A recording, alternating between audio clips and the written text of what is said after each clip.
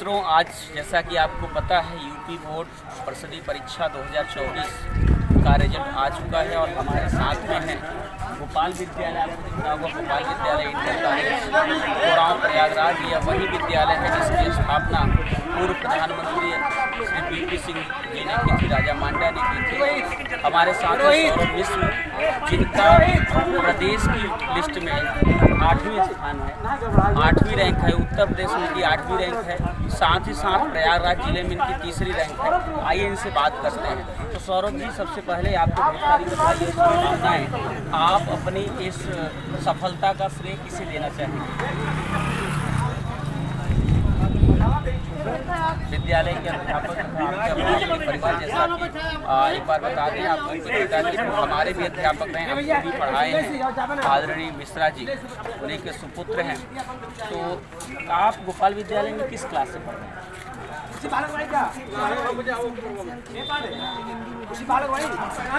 अच्छा, मतलब आप गोपाल विद्यालय इंटर कॉलेज का जो इंग्लिश मीडियम का विंग चलता है उसमें आप नर्सरी से कक्षा 5 तक की पढ़ाई की, इस तरह से आप यहाँ ना, और आप इस साल 10 की परीक्षा दिए और उसमें आपका स्थान आया। बहुत बढ़िया।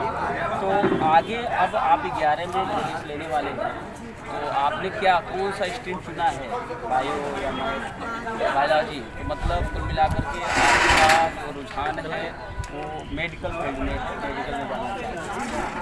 मेडिकल फील्ड में जाकर के आप डॉक्टर बनकर देश की सेवा करना चाहते हैं। बहुत बढ़िया। और जो अन्य बच्चे, बहुत सारे बच्चे आपके साथ पढ़ते हैं या जो छोटे हैं आपसे, आप उनको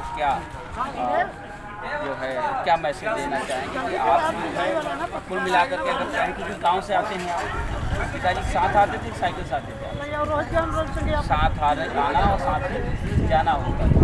तो क्या इसके अलावा कहीं आना जाना होता है? घर में अपना सब लगभग कितने घंटे पढ़ाई हो जाया करती थी स्कूल के बाद भी? स्कूल के बाद भी 5-6 घंटे आप पढ़ते। तो क्या ये जो आने वाले 10 मिनट और हो सकता है अगली परीक्षा 2025 में बोर्ड परीक्षा देंगे या अभी 6-7-8 में है, उनको आप जो है मैसेज देना चाहेंगे कि अगर आप सफलता प्राप्त करना चाहते हैं, आप अच्छे मार्क्स पाना चाहते हैं, तो आपको क्या करना चाहिए? मतलब जो आपके टीचर आपको बता रहे हैं उसको फॉलो करें और एग्ज़ाम ओरिएंटेड आप अगर स्टडी करेंगे तो निश्चित रूप से आप सपोर्ट करेंगे। जी बहुत बहुत धन्यवाद आपका। जैसा कि आपने देखा कि आप हैं सौरभ मिश्र, जिन्होंने कक्षा 10 की परीक्षा में पूरे प्रदेश में 3रा स्थान प्राप्त किया है, 8वां स्थान प्राप्त किया है और जिले में इन्होंने 3रा स्थान प्राप्त किया। बहुत बहुत जैसा कि आपको पता है आज उत्तर प्रदेश परिषदीय बोर्ड परीक्षा का रिजल्ट आ चुका है और हमारे साथ में हैं आदरणीय मिश्रा जी, विजय कृष्ण मिश्र जी। इनके सुपुत्र सौरभ मिश्र ने पूरे प्रदेश में 8वां स्थान प्राप्त किया उत्तर प्रदेश की परीक्षा में और पूरे प्रयागराज जिले में 3रा स्थान प्राप्त किया है। मिश्रा जी, ढेर सारी बधाई और शुभकामनाएं आपको। तो कैसा रुझान था? आपने तो बचपन से ही इनको देखा, तो क्या लग रहा था? ऐसी उम्मीद थी कि इस तरह का कुछ रिजल्ट आने वाला है या आज सुबह रिजल्ट आने से पहले ऐसा? जी बिल्कुल, हम लोग आसानी थे कि परिणाम हम लोगों के पक्ष में आएगा। वो लड़का दिन रात मेहनत कर रहा था, 12 से 14-15 घंटे तक रात को इसको हम लोगों को कहना पड़ता था कि अब सो जाओ। जी।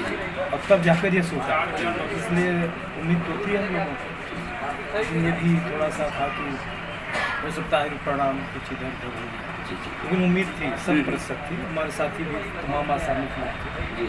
जैसा कि सर कह रहे हैं कि उम्मीद थी, क्योंकि बच्चा जिस तरह से पढ़ाई कर रहा था उनको बोलना पड़ता था कि सो जाओ, समय ज़्यादा हो चुका है।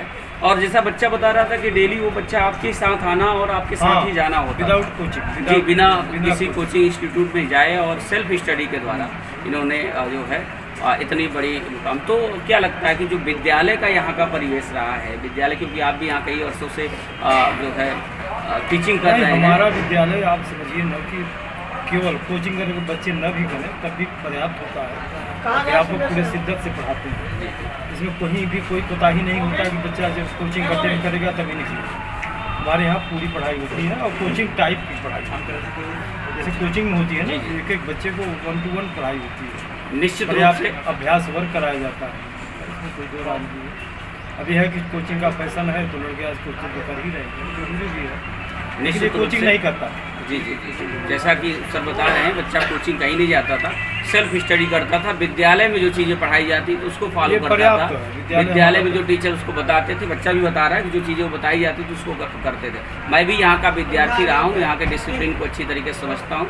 तो आगे बच्चा जैसा कि बता रहा है कि बायोलॉजी पढ़ करके वो अपना करियर बनाना चाहता है, तो क्या आपसे मतलब आप क्या चाह रहे हैं? बच्चा अभी 9, 11, 12 यही पढ़ाई कराएंगे या आगे शहर में नहीं, कहीं? हमने यही नाम लिखवाया। अच्छा अच्छा, अभी बच्चा यही पढ़ेगा। जी सर, बहुत बहुत धन्यवाद। एक बार फिर से आपको ढेर सारी बधाई और शुभकामनाएं।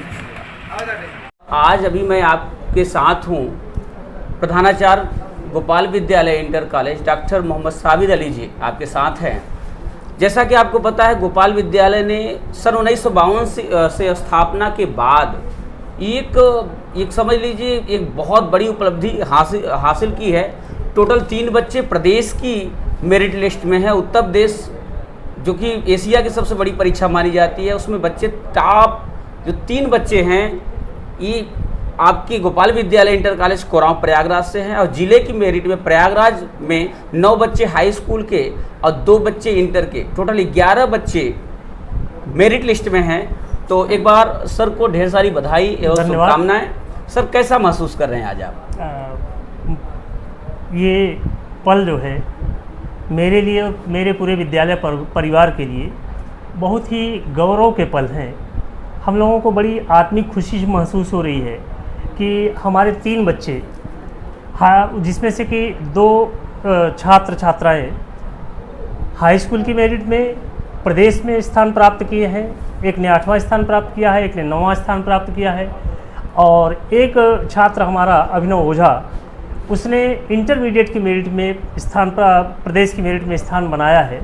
मैं पहले तो उन तीनों बच्चों को बहुत बहुत बधाई देता हूं, और साथ साथ जो ज़िले की टॉप 10 की मेरिट जारी हुई है उत्तर प्रदेश माध्यमिक शिक्षा परिषद के द्वारा, उसमें हाई स्कूल में हमारे 9 छात्र छात्राएँ टॉप 10 की मेरिट में अपना स्थान बनाने में सफल रहे हैं, और 2 छात्र हमारे जो है अभिनव ओझा और वरुण सिंह, ये ज़िले की टॉप 10 की मेरिट में अपना स्थान बनाने में सफल हुए हैं।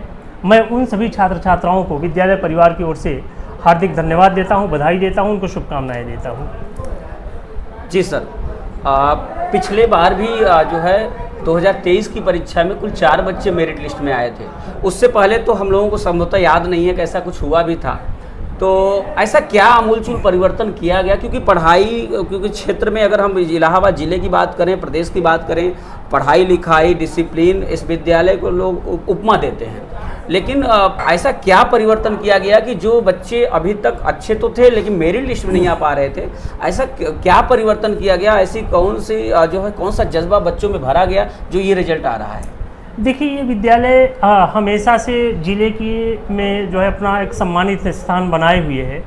ये अलग बात है कि पहले कभी भी ज़िले की मेरिट में या प्रदेश की मेरिट में ये विद्यालय स्थान बनाने में सफल नहीं रहा है, लेकिन पिछले कई सालों से हम लोग लगातार मेहनत कर रहे थे, और हमारे अध्यापक बंधु जो है वो लगातार मेहनत कर रहे थे, बच्चों को मार्गदर्शन दे रहे थे। हम एक्स्ट्रा भी उनको कुछ न कुछ उनके लिए क्लासेस उपलब्ध करा रहे थे, और उसका परिणाम ये रहा कि 1 साल में ये नहीं बल्कि कई सालों की, हम लोगों की कई सालों की मेहनत का परिणाम रहा है कि पिछले साल हमारे 4 बच्चे जो है वो ज़िले की मेरिट में स्थान बनाने में सफल हुए, और इस बार ज़िले की मेरिट में 11 बच्चे स्थान बनाने में सफल रहे, और प्रदेश की मेरिट में 3 बच्चे अपना स्थान बनाने में सफल रहे।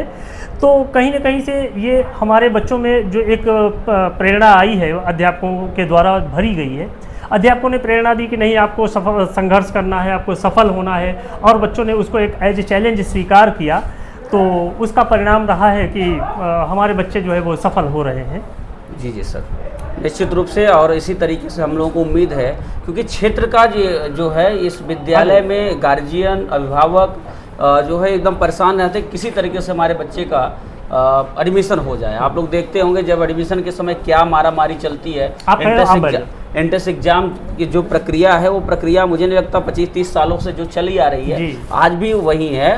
तो इतनी छात्र संख्या, मुझे जो लगता है कम से कम 3000 प्लस हमारे यहाँ बच्चे होंगे। इतनी छात्र संख्या को लेकर के छात्राएं भी हैं, तो डिसिप्लिन कैसे मेंटेन करते हैं आप? वर्तमान समय में जहाँ तक मुझे ज्ञात है 3000 नहीं, बल्कि पूरे जनपद में संख्या की दृष्टि से मुझे लगता है कि सबसे बड़ा विद्यालय है इस समय। 5,500 छात्र छात्राएं हमारे कैंपस में इस समय मौजूद रहते हैं, उनकी मतलब उपस्थिति है।